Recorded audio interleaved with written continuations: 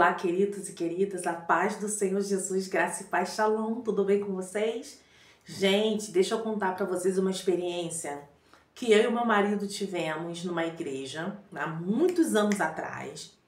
E nessa época a gente não era casado, nós éramos noivos, né? Mas nós sempre fomos muito ativos na igreja. Ele sempre foi baterista da igreja, meu marido sempre tocou bateria. E a gente dava aula na escola bíblica dominical. Eu dava aula para crianças, né? Departamento infantil. Uma época eu trabalhei muito com o departamento infantil. Depois eu comecei a trabalhar com o Ministério de Jovens da igreja. Eu e o meu então marido hoje, na época era meu noivo, né? Nós ficamos à frente da liderança dos jovens e adolescentes da igreja. E nessa época, a igreja que a gente frequentava estava passando por umas situações assim, muito complicadas com relação à liderança maior da igreja, né? Algumas coisas, alguns costumes, alguns dogmas, algumas coisas que a gente começou a não concordar, porque começou a destoar, né, daquilo que a palavra diz. Eu e o meu noivo na época, meu marido que era meu noivo, começamos a perceber algo muito estranho. Teve um acontecimento nessa igreja que deixou a gente muito triste, porque a gente viu que estava totalmente em desacordo com a palavra de Deus. E nós começamos a pensar em sair dessa igreja e ir para um outro ministério, porque a gente não estava mais concordando com o que aquela liderança estava fazendo, né? Existia um peso espiritual naquela igreja. Começou a existir um peso espiritual naquela igreja por conta do que tinha acontecido ali. Tinha acontecido uma coisa muito, muito triste, muito chata, que eu não posso relatar aqui, mas a igreja, espiritualmente, ela começou a ficar sombria. E eu e o meu noivo, na época, nós percebemos e falamos assim, olha, nós tínhamos um passeio para fazer com os jovens e adolescentes da igreja. Então a gente pensou o seguinte, vamos fazer o seguinte, vamos fazer esse passeio, isso já está na agenda há muito tempo, os jovens estão ansiosos, vamos fazer, né? E depois que passar esse evento, a gente faz uma conversa com os jovens, comunica o nosso desligamento para eles, comunica para o pastor da igreja e a gente vai embora. Ok, tava tudo certo. E aí, chegou o dia do passeio, né? O passeio não aconteceu porque choveu muito e o lugar era um lugar bonito, era um lugar de piscina, né? Um lugar para eles aproveitarem o dia. Então, com a chuva, não dava para fazer o evento. Então, o evento foi cancelado. E não pôde ser remarcado. Parecia que Deus já estava com a mão no negócio, né, gente? Deus já estava com a mão no negócio, porque Deus já estava vendo que não ia dar certo. A gente fomos chamar o pastor, então, o novo pastor da igreja, para conversar com ele sobre a nossa saída, né? Na época eu estava com o Ministério de Jovens, de Adolescentes e com o departamento de dança da igreja. Então eu conversei com uma das meninas que tinha um grande potencial para liderança na época, conversei com ela. Se ela poderia ficar no meu lugar e assumir a liderança, ela ficou feliz, falou, não dá, eu posso, não tem problema nenhum. Ela ficou no meu lugar e o meu marido e na época o meu noivo e eu fomos ao gabinete conversar com um pastor após o culto. Então acabou o culto, a gente foi conversar com ele. Gente, pensa, eu nunca achei que eu fosse passar por aquilo na minha vida. Literalmente, nós fomos aliciados. Eu e o meu noivo, no caso, meu marido hoje, né? Nós fomos aliciados, gente. Começamos a falar qual era o motivo da nossa saída. Nós não estávamos mais concordando com algumas atitudes da liderança geral da igreja, né? Não tínhamos mais prazer de continuar ali. Eu já tinha colocado outra pessoa na liderança, né? E tudo mais, que a gente estava comunicando, veja bem, a gente não estava pedindo para sair, nós estávamos comunicando a nossa saída, a gente ia sair, né? E aí, esse pastor em questão falou algumas coisas lá meio desconexas que a gente não entendeu, né? Nem que a gente não entendeu, a gente não viu sentido, né? E aí ele falou assim, mas o que tá faltando para vocês ficarem aqui? O que tá faltando? Aí ele olhou pro meu marido e falou assim, Franklin, diz pra mim qual é a melhor bateria do mercado que eu vou te dar. A melhor bateria do mercado, a mais top. Eu vou colocar aqui na igreja pra você tocar. Não vou deixar ninguém botar a mão, só você vai tocar nela. Diz pra mim, Dayana, o que você quer? Você quer que a gente marque mais passeios para os jovens? Você precisa de alguma ajuda financeira para fazer alguma coisa com a dança? Você precisa de roupas novas para dança? Gente, eu olhei para a cara do meu noivo, ele olhou para minha cara. Eu falei, não acredito nisso. Eu não acredito que a gente está sendo aliciado desse jeito, né? Só que, queridos, quem tem postura, né? Quem tem uma forma... quem conhece o Senhor sabe o que esse tipo de coisa representa. Ele estava querendo nos comprar para a gente não sair da igreja. E na época a gente já sabia que aquilo era uma postura super errada. Super, ainda mais vindo de um pastor, gente. Pelo amor de Deus, né? Era uma postura inaceitável.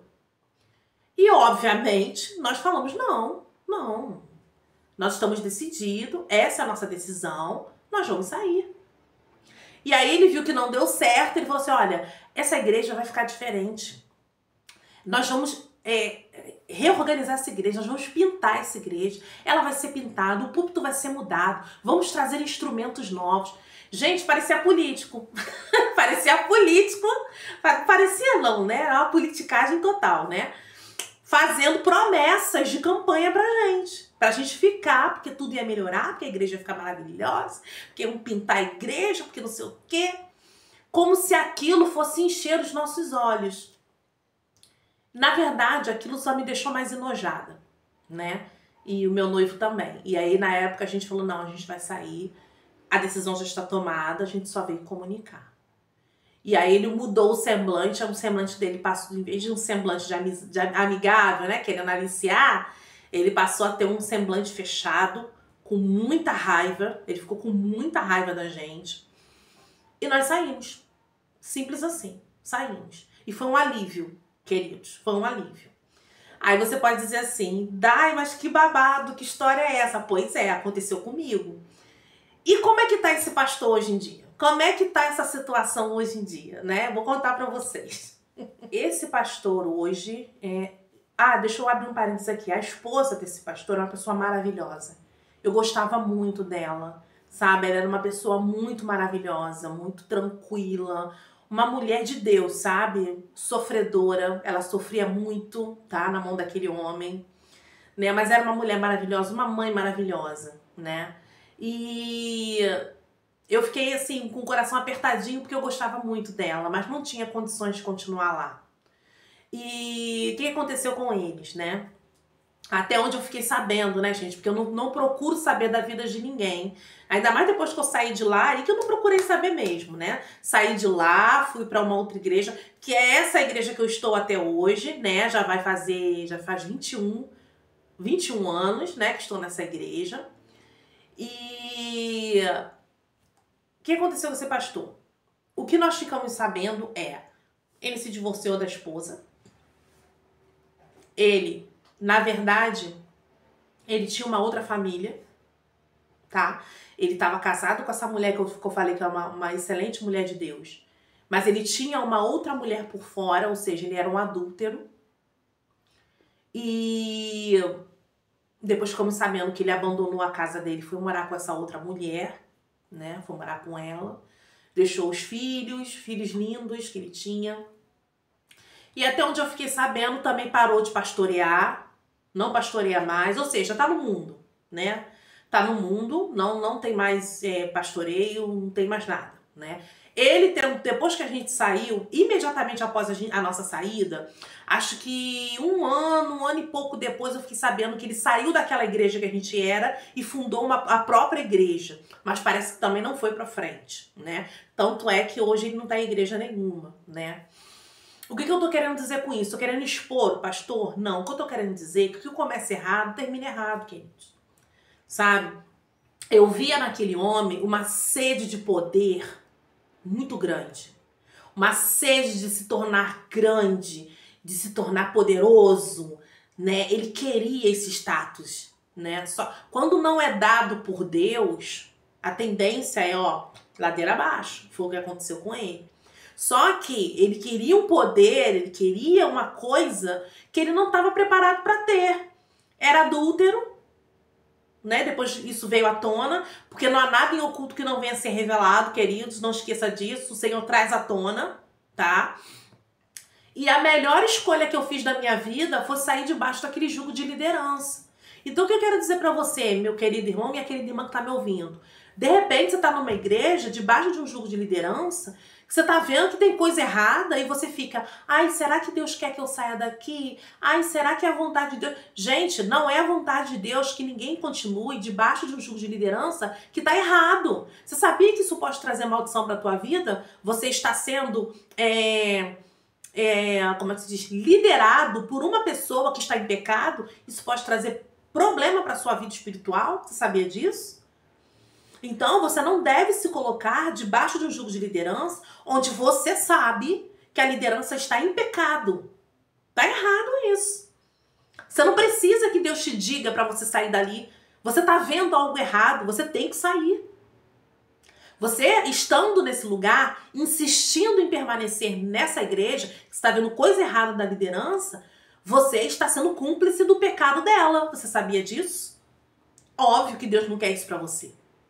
Então, saia desse lugar. Você não é obrigado a ficar debaixo de um jugo de liderança que está vivendo em pecado. Você descobriu, mas você tá com medinho de sair daí. Tá errado, meu querido e minha querida. Sai fora desse lugar.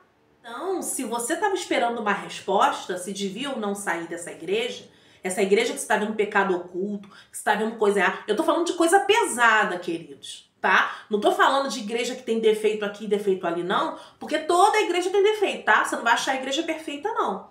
Mas eu tô falando de igreja que comunga com o pecado. De igreja onde a liderança, os pastores, estão em pecado. Mas ninguém toca no assunto, ninguém fala nada. Fica todo mundo quietinho, fingindo que não tá acontecendo nada. Se você sabe que tá errado e tá aí, você está sendo cúmplice. Então não seja cúmplice dessa liderança. Saia daí e vai procurar uma igreja mais perto da sua Bíblia, tá? Você não é obrigado a ficar nesse lugar. Eu digo porque eu fiz isso. Eu saí daqui. Quando eu comecei a ver que a coisa tava desandando, eu tava vendo coisa errada, tava vendo que isso tava coisa errada, queridos, que eu tô falando, coisa pesada. Coisa pesada.